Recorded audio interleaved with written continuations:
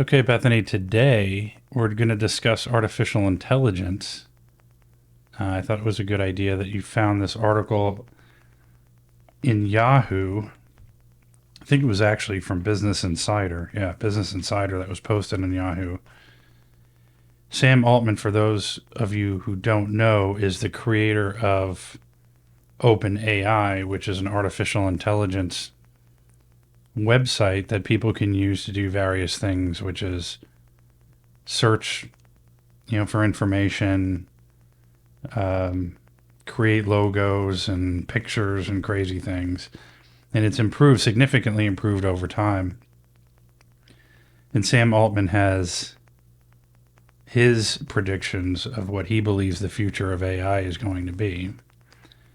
And we'll go through some of that stuff here in today's blog post. And I also want to talk about the other article that you had mentioned about debt collection companies using AI as well, if we have time to do that.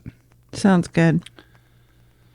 So one of the things that he talks about, and apparently this was an interview that he did with Harvard Business School, and it was related to his blog post called The Intelligence Age, is that he believes that we're going to hit this, era of super intelligence with AG, and it's called AGI, which is artificial general intelligence, which what that means is it ends up surpassing human intelligence, which is kind of a scary thought. Yeah. To think about. But he predicts, and one of the things he talks about is AGI is predicted to enhance productivity, enable shared intelligence, and usher in massive prosperity. What that means specifically, I guess, remains to be seen. Superintelligence could significantly accelerate scientific discoveries and innovation.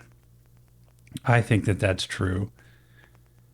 From a standpoint of think about what artificial intelligence can gather from the internet, put it all together, and say, okay, from all of these discoveries we've already made, this is where I'm excited about AI, is that it can predict based on past discoveries, past information, past research, and past innovation, and then create something quicker and faster, innovate quicker and faster, create new scientific discoveries quicker and faster. I'm not sure why it hasn't been doing that lately. Hopefully, and what I'm talking about is like curing cancer and things like that. Right. Diagnosing cancers quicker. Definitely. Figuring out how to treat cancers quicker. Things like that. Things that are extremely important. And medical diagnosis and research and all of that. Yeah, and I think they're using it kind of to a certain extent now, and maybe they are, and we just don't know about it. I'm sure people who are watching this, if you do know of where AI is being used medically, where there's this tremendous breakthroughs, be sure to comment on the video and let us know, because we will discuss that in the future. AI as autonomous personal assistants. Future AI systems may act as personal teams of virtual experts capable of managing tasks like medical care, coordination, and generating new innovations. You and I kind of use that stuff now, not as really as personal assistants, but to help with research and things like that for stuff that we need, as opposed to using a search engine. Artificial intelligence is much better for doing that now.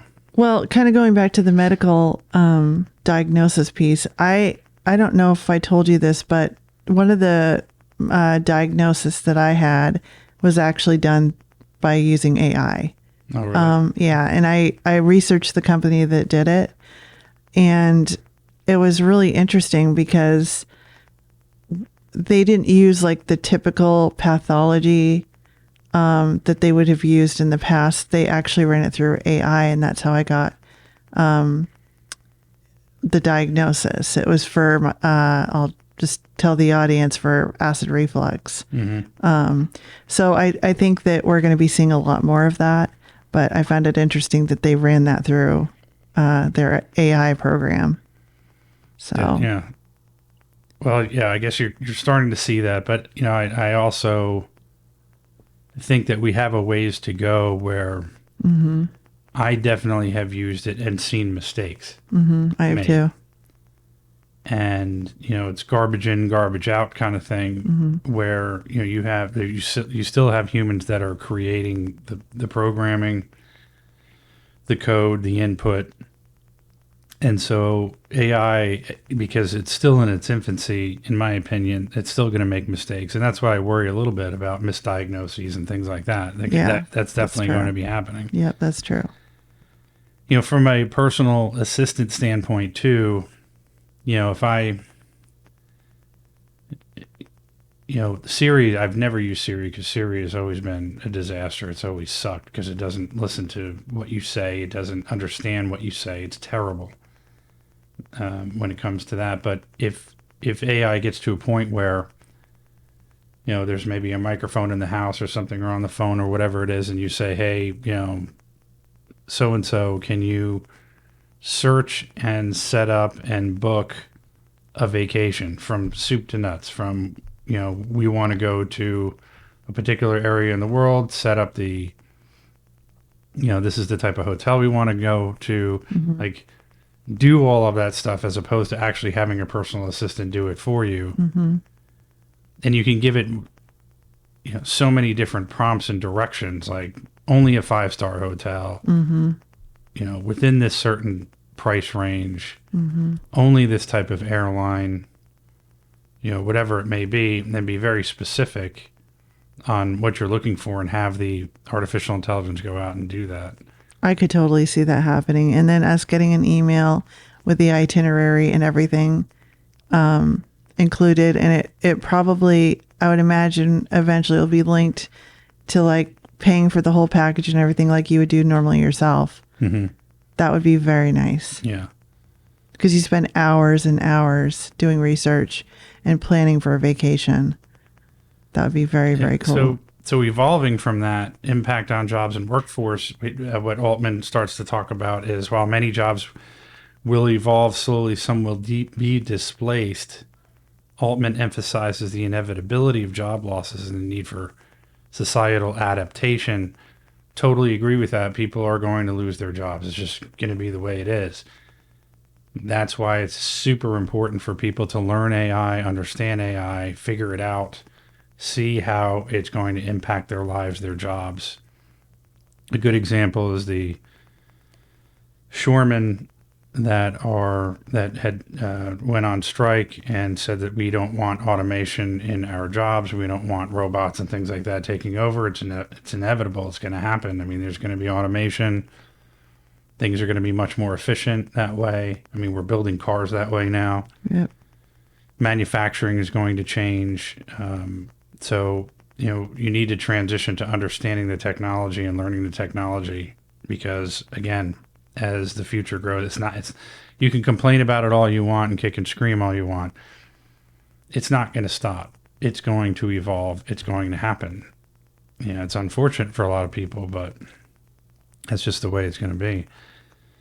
Infrastructure and resource challenges. AI's development could be hindered by limited infrastructure, high costs, and resource scarcity, potentially leading to global inequalities or conflicts. And they're talking about the energy use for AI is huge. So there are going to be energy resource issues and scarcity. That's why talking about nuclear power plants, micro power plants, smaller, more compact nuclear energy, all the other stuff, the resources that are needed to build the computers, the capacity to handle the computing power, all of that kind of stuff. So that's going to be another issue. Altman stresses the critical need for robust guardrails and safety measures to prevent misuse, ensure responsible development, avoiding catastrophic outcomes. That one scares me as well, because at some point I had a conversation with someone who said, well, that's impossible. That's not going to happen because AI can't program itself. Eventually AI is going to program itself. Right. It's going to become intelligent enough to be able to change its own code. To think that that's not possible is ignorant. I mean, or naive, I should say. It absolutely at some point is going to be able to do that. I don't know what kind of guardrails you could put out there to stop that from happening. So, those are the things when it does reach the artificial general intelligence and does become smarter than humans, those are the things I think you have to legitimately worry about. It's going to be like a Terminator movie type thing. So, overall, his predictions, AGI and superintelligence is going to transform productivity, accelerate scientific progress, and increase global prosperity. He envisions AI systems acting as personal assistants, handling complex tasks, and aiding in innovation. However, he warns that significant job displacement, resource constraints, and potential inequalities in AI access, which, there's going to be some people who are not going to be able to access it because they're not going to have the computing power to be able to do it or afford the computing power to be able to do it. He emphasizes the importance of safety, including catastrophic scenarios. While he's optimistic about AI's potential, he acknowledges the challenges and responsibilities accompanying its development. Getting into other things related to the collections industry and accounts receivable industry, there's a lot of articles and people talking about AI, I think, in a manner of, well, it's going to be able to handle everything. We use AI for this and we use AI for that. And I think some of the stuff is unrealistic. I think it's probably not really being used in certain aspects. I find it difficult to believe that AI can be used properly with certain things. One of those is accounts receivable. This particular article that you sent me was related to TransUnion. And where did you get this from? Was this that was posted on business on Yahoo also. But it was written by TransUnion. TransUnion. Right? Yeah, it's like the TransUnion. What's the title of it? More than half of debt collection companies saw increased volume of accounts in the past 12 months. And so what they're saying is there's two subjects here. One of which is they're saying over half, which is 52% of debt collection companies, saw an increase in accounts placed or acquired in the past year. But overall collectability has declined since 2020. So what they're doing is they're investing in technology in order to make up for that, which seems kind of weird to me. 50% of companies are making significant investments in AI and technology to improve productivity, manage compliance, and enhance operational efficiency. And that could mean so many different things when it comes to software and enhancements in your organization and operations. I mean, it could mean so many different things. Well, they go on to say shifting communication channels, traditional communication methods like letters and phone calls remain dominant. But digital channels such as email and SMS are gaining traction, driving consumers toward online payment portals. So what they're saying is that more of the electronic communication stuff is being used. I'm not sure how AI plays into that. I guess we'll get to that sooner or later and we can discuss it.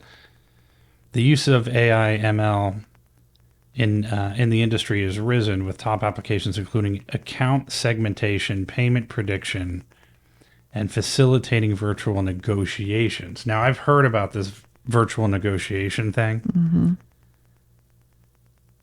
And I don't know if you know about this, so we can talk about it. I think I've heard some of it myself just by researching some companies that are out there that actually provide different types of chat bots and things like that. Okay. Increased use of payment portals. Number of companies utilizing self-service portals grew significantly, with 88% now offering them, which I would have thought existed for many years. Yeah, right. And many report a substantial portion of payments collected through these portals. I, once again, would have thought would be kind of a regular thing. Right. The I want to go back to the virtual negotiations. There is AI that's out there that I've seen these advertisements on Instagram where they're outgoing calls. And the outgoing calls is this very sophisticated, calm voice with a British accent that calls and says, hey, my name is so and so, and I don't know what he was selling. I can't remember. And of course, it was the person on the other line said, I'm really busy right now. I can't, talk to you. And the artificial intelligence comes back and says, okay, yeah, I understand. I know, I've heard them too. I would like to, and I'm sure a lot of people have seen this. Have you seen the commercial? Yeah. So that's what I think of is that guy, the English guy who's an AI, who's not a real, he's not human, but he knows how to negotiate and sell over the phone, right? Based on the prompts from the live human being on the other line. Mm-hmm. Is that what this virtual negotiation thing is? Like I said, it could mean many different things depending on what vendor you look at. I have seen the AI, like what you're talking about, where they place the phone call, the CSR rep or whatever they want to call them, where they're placing the outbound call. The person's picking up the phone and they're saying, "Hi, Bethany," and it literally is like somebody that knows you and knows your name and can have a conversation about you making a payment. Okay. And my thought on that is I'm all about, increasing technology, streamlining processes. I mean, I've run call centers for 30 years, so I'm all about, innovation and things like that. However, as long as you also have the human factor involved in that, I don't think running a call center, it would be nice to have everything through automation with AI and having, the vast majority of my agents being AI, because then your overhead isn't expensive.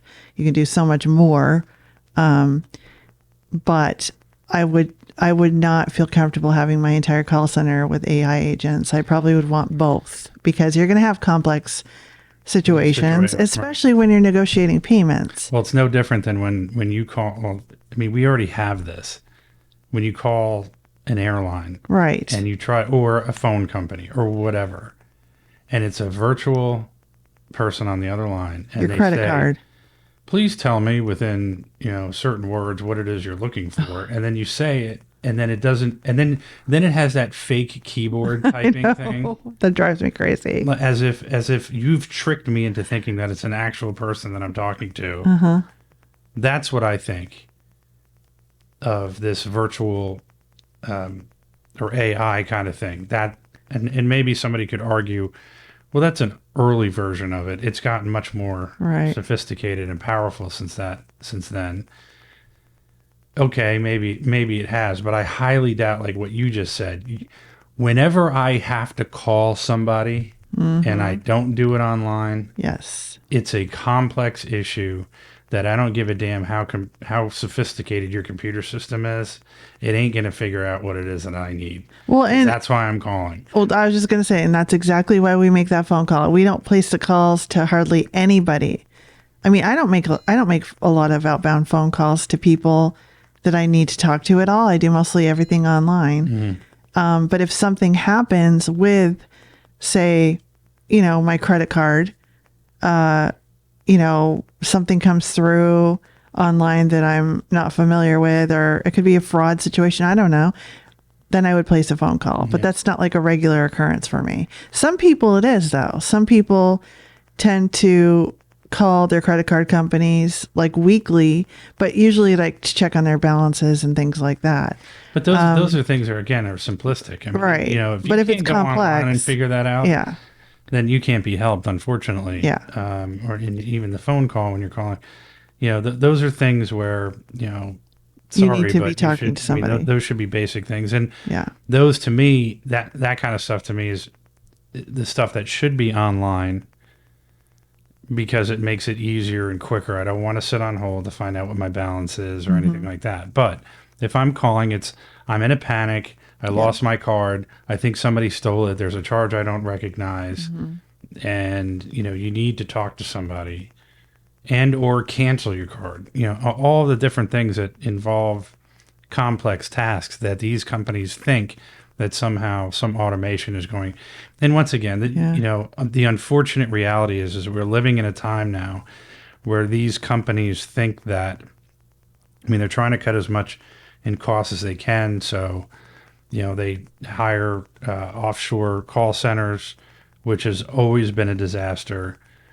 They do use these automated systems because to them, the customer is not important. It's more about fulfilling the needs of the company as opposed to the customer. That's unfortunately a reality of business these days. But I will say this though, where AI will be helpful, or eventually, if they're not already using it, because like I said, I don't have to call my credit card company that frequently, but it will be helpful if, say, you want to cash in your rewards. So rather than spending, 20 minutes, I recently had to do that, spending 20 minutes on the phone, first of all, connecting to somebody through their IVR, because IVRs, to your point, they have phone trees that you have to press 1, 2, 3, 4 different prompts to actually talk to someone. That will be helpful. But then you actually you reach an agent, and then you have to wait for them to check your account. They put you on hold. You have to go through the whole routine of how many points you have. And I was literally on the phone for like 20 minutes. So I think AI will be helpful in that respect, is that transaction will be very, very easy, or it should be, where you call in, an AI immediately is connected to your account, and then they can just cash out your points, and then, it will reflect on your next statement. Those types of things I think will be a lot easier. That's something that, you should be able to log in, go to your account, and have a specific page to cash in those, and make that super easy to do. And I guess if you don't want to use the computer and you want to call somebody, that could be automated. But the thing is too, that they talk about account segmentation, payment prediction, and facilitating virtual negotiations. That's different from some customer service person talking to a customer online. So there's multiple things you can use the AI for. But what's account segmentation? I'm not sure. I think a lot of that has to do with types of accounts, so whether it's medical. Well, I think it depends on what type of accounts you're collecting on. Like there's different verticals, there's different ways that you can segment your portfolios to collect on. And I think AI will be helpful when it comes to segmenting those accounts, how you want them collected, who will be collecting on those accounts. And also there's a lot that goes into like scoring accounts, like behavioral predictions, things like that. Like payment prediction, it mentioned. So yeah. So it's going to say, okay, we're going to call on these because we have a higher, AI has determined that these are probably going to get paid right away because that person probably didn't realize it was even in collections. Right. Or just like a behavior of certain people that will pay versus other people. Things like that. And know that? Back in my day, like even in the 90s, believe it or not, we were looking at scoring accounts and doing just that, trying to figure out based on a certain score, who would be more predictable to pay versus other people that wouldn't. So there was a scoring method involved in that. I would think now that's kind of what they're referring to, that technology has completely changed the game of how accounts are, like prediction of payments, how accounts are handled, and who will be paying versus who will not be paying. Like I think that's what they're basically saying right now. that's the future. Well, so it said number of debt collectors investing in artificial intelligence and machine learning grew from 11% in 2023 to 18% in 2024. So the top three solutions for machine learning and AI were predicting and segmenting accounts, 57%, predicting payment outcomes, 57%, and facilitating self-service virtual negotiations. I would love to know more about the virtual negotiations and see how that works. But anyway, you're seeing it, an increase in AI in everything, including accounts receivable and collections, which is interesting, and we'll see. But And really other businesses, I mean, it's not even limited to, the debt collections industry. I think that we should definitely do more podcasts and talk about how that's affecting the insurance world or, mortgage world, underwriting, things like that. I'm sure that there are a lot of, creditors out there that are looking at ways to automate their processes in other industries. Well, that's a whole different subject, insurance, that I'm the expert in on that. And, we're seeing what's going on with the wildfires and everything else. It'll be interesting. I do want to get into that more and see if AI is being used from an actuarial standpoint with insurance companies. And I think that it is. I think there is a lot more machine learning and AI being used in determining risks and things like that. And I think because of it, it's bad. I think that we're seeing a crisis in insurance because of the taking actual human actuaries out of insurance and using this technology. Because I think this technology, like I said before, it's in its infancy, and I'm seeing when we're using it now a number of mistakes. You have to go in and prompt corrections, like, no, you're wrong about this. Right. And then it comes back and says, oh, yeah, you're right. After further review, after I looked at this stuff, you're right that this was wrong. So it's not quite there yet. And I think there's a lot of people that, when it first started coming out, how many times did you hear about students writing papers using AI and not even saying, hey, you know what? Write the paper. Use it for research, and then have it clean up your own work. That's right. At least do that. Yeah. These guys are just saying, write it for me. Right. And the teachers are like, really?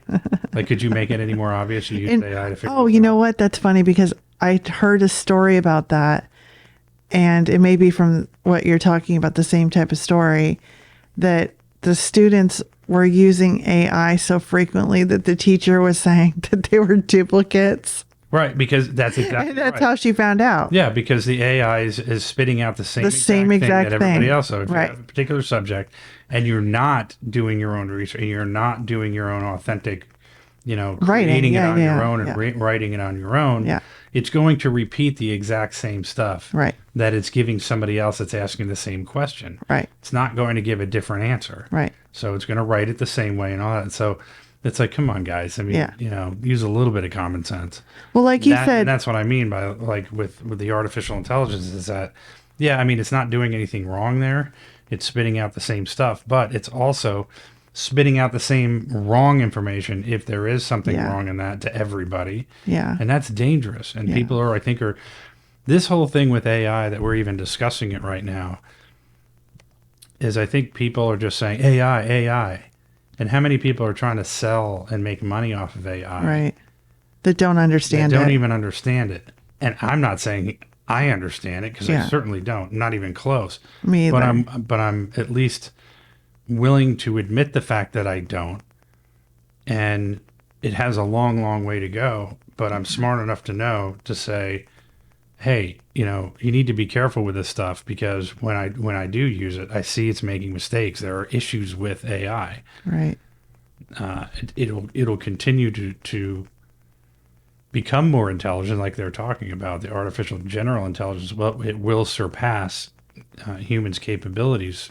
That's where we get into the danger territory, and that's a completely different subject. Right.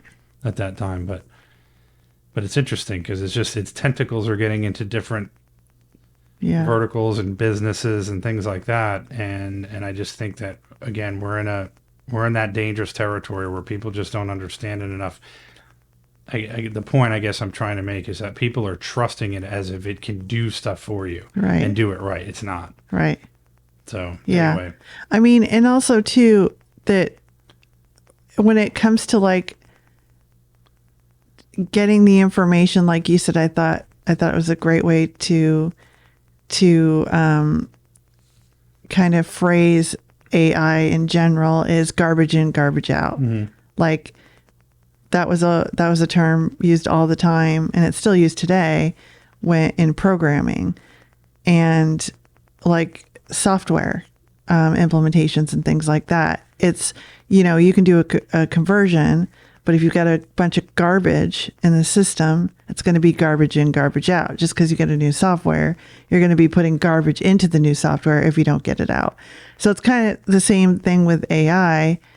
If a bunch of people put a bunch of garbage in the database, that it's just going to be spitting out a bunch of garbage. So I agree with you. You have to be really careful. You have biases and things like that. And, we've seen what happened with Google. Google's AI was a complete disaster. I mean, I won't get into the details, but the founding fathers, they would create pictures of the founding fathers, and it was like,